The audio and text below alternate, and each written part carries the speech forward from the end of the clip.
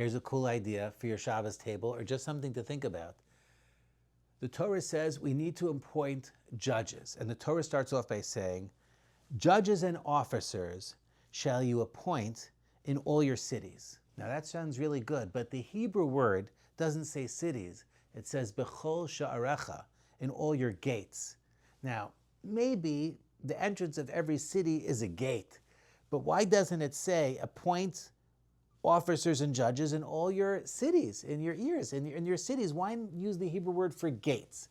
And the rabbis have different explanations behind this, but I'd like to tell you something special, is that we think that when we arrive at the destination, that's how we have to behave, and that's how we have to focus, and that's really what we're doing. So today I'm going on the subway to work, my job is to get to work. But really, at the entrance, when you're on the subway, before you're going to work, that's really where your day starts. In other words, how do you treat people?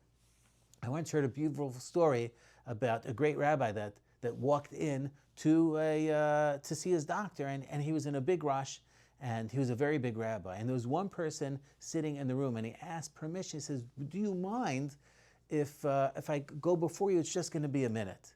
And the man said, please go in front of me. And the rabbi went in, and when the rabbi came out, he went back to the man and says, I think I was over a minute, I think I was 2 minutes, and do you forgive me? Are you okay with that? The whole point of this rabbi's visit was not to go to the doctor. The whole point was how he behaved at the entrance to the doctor. And I think if we started viewing life a little bit like that the goal is not just the destination, the goal is how do we behave along the way?